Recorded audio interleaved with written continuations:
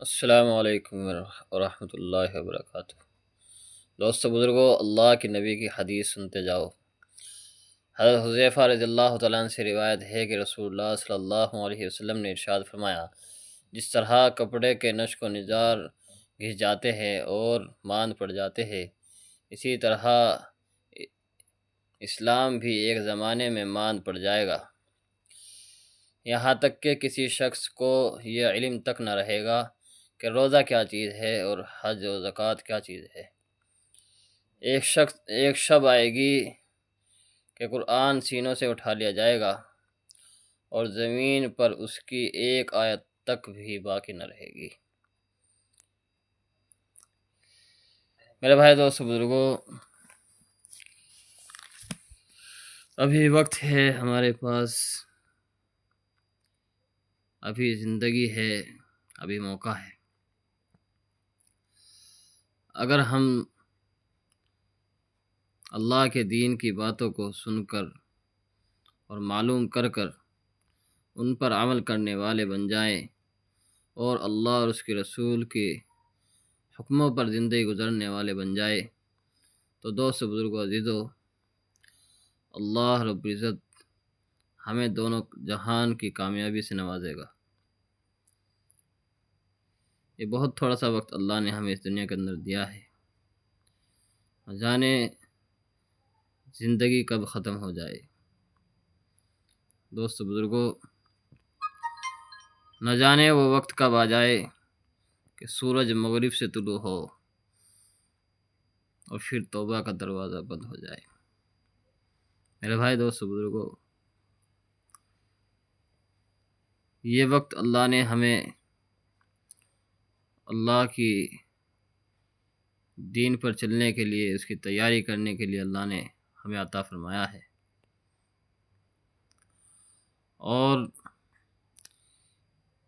ہم اس کے بجائے دنیا کے کاموں میں، دنیا کے دھندوں میں پھنس کر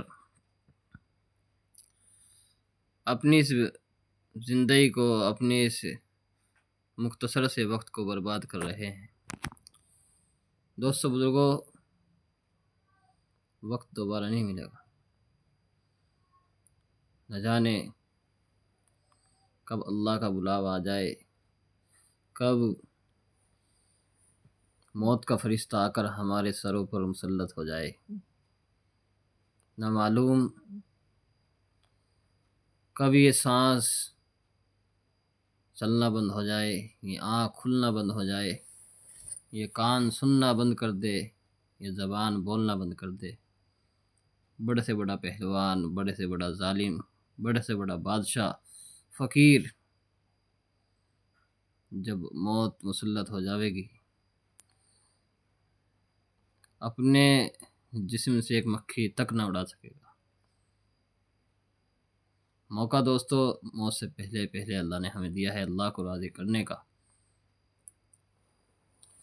اور اللہ نے اس کا طریقہ بھی ہمیں اپنے نبی کے ذریعے سے بتا دیا۔ جن کاموں کو کرنے کے لیے اللہ نے ہمیں کہا ہے، حکم دیا ہے، اس کے نبی نے ہمیں طریقہ بتایا ہے، اگر ہم ان احکامات کو پورا کریں گے، ان پر چلیں گے، تو دوست بزرگوں اللہ ہمیں دونوں جہان میں کامیاب فرمائے گا۔ بعد مرنے کے جو آنے والی لامحدود زندگی ہے، اس میں اللہ ہمیں کامیابی سے سرفراز فرماوے گا، اور ایسی اعلیٰ جنت میں، ایسے اعلیٰ مقام میں اللہ ہمیں داخل کرے گا۔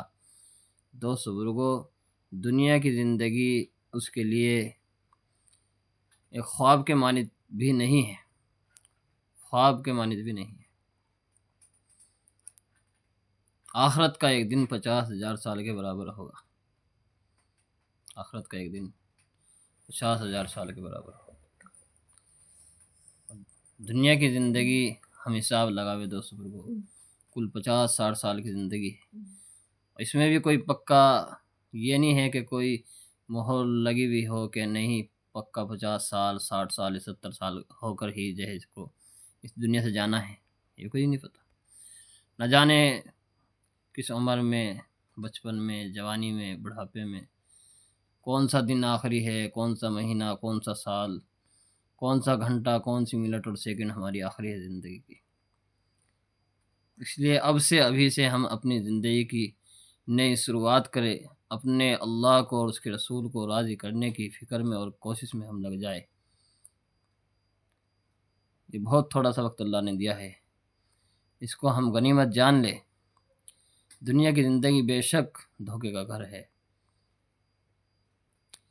یہ مچھر کا پر ہے، یہ ٹوٹ جانے کی کائنات ہے، یہ ریت کا دکھتا ہوا پانی ہے۔ دوست بزرگوں، ہمیں دنیا کے اندر جو ہے اس کی چکا چوندھ میں ہمیں کامیابی نظر آ رہی، حالانکہ کامیابی اس کے اندر نہیں ہے۔ اگر اس کے اندر کامیابی ہوتی، ذرا ہم غور تو کریں، ذرا ہم سوچیں تو صحیح۔ امام الانبیاء، خاتم النبیین، تمام نبیوں کے سردار محمد رسول اللہ صلی اللہ علیہ وسلم کس طرح زندگی گزار کے گئے۔ اگر دنیا کے اندر کامیابی ہوتی، دنیا کے مال و مقام میں، دولت میں، اس کے پیچھے بھاگنے سے کامیابی ملتی، تو دوست بزرگوں، کیا اللہ کے نبی سے زیادہ کوئی مالدار ہو سکتا تھا؟ کیا ان سے زیادہ کوئی سونے چاندی کا مالک ہو سکتا تھا؟ لیکن نہیں، آپ نے اس کو کبھی بھی پسند نہیں فرمایا، بلکہ اپنا خدشہ ظاہر کیا امت کے سامنے کہ میری امت کہیں دنیا کے کاموں میں، مال و دولت کے پیچھے لگ کر اللہ کو نہ بھول جاوے، اللہ کے دین سے نہ ہٹ جاوے، غافل نہ ہو جاوے۔ میرے بھائی دوست بزرگو، اللہ کے نبی نے فقر کو پسند فرمایا، غریبی کو، تنگ دستی کو آپ نے پسند فرمایا، ورنہ آپ فرماتے ہیں، مفہوم عرض کر رہا کہ میرے رب نے میرے اوپر پیش کیا کہ اگر آپ چاہے تو مکہ کی پہاڑوں کو، مکہ کی ساری زمین کو سونے کی بنا دیا جائے۔ آپ نے فرمایا، اللہ میں یہ نہیں چاہتا، میں تو یہ چاہتا ہوں کہ ایک وقت کھاؤں تو تیرا شکر ادا کروں، تیری تعریف کروں، تیری آہو جاری کروں، اور جس وقت بھوکا رہوں تو صبر کروں، تجھ سے مانگوں۔ یہ آپ نے پسند فرمایا۔ بار بار آپ نے اپنا خدشہ ظاہر کیا امت کے سامنے کہ میں تمہارے اوپر فقر و فاقہ سے خائف نہیں ہوں، مجھے خوف جو ہے اور مجھے ڈر جو ہے تمہارے اوپر، وہ اس کا ہے کہ تمہارے اوپر جو ہے دنیا پھیل پڑے اور تم جو ہے دنیا کے حاصل کرنے میں مشغول ہو جاؤ غالباً، اور پھر تم پر بھی جو ہے لعنت ہو، جس طرح تم سے پہلی امتوں پر لعنت ہوئی۔ آپ نے بار بار بتایا، آپ نے فرمایا، جس مفہوم ہے کہ ہر امت کے لیے ایک فتنہ ہوتا ہے، ہر امت کے لیے ایک فتنہ ہوتا ہے، میری امت کا فتنہ مال ہے۔ اس لیے میرے بھائی دوست بزرگوں، اپنی زندگی کو اللہ کے احکامات پہ لاویں، اس کا عزائم اور ارادہ کریں، اور اس کے لیے آج سے بلکہ ابھی سے کوشش کرنا شروع کر دے، اور ثواب کی نیت سے اس ویڈیو کو شیئر کریں۔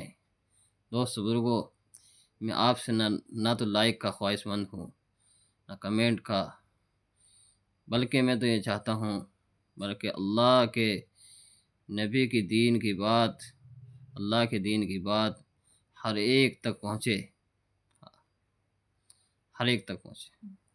آپ نے خود فرمایا ہے، جس کا مفہوم ہے کہ میری طرف سے پہنچاؤ اگرچہ ایک آیت ہو۔ ثواب کی نیت سے میرے بھائی دوستو، اپنے تمام دوستوں کو، رشتہ داروں پر شیئر کریں۔ جزاک اللہ خیر، وآخر دعوانا ان الحمد للہ رب العالمین۔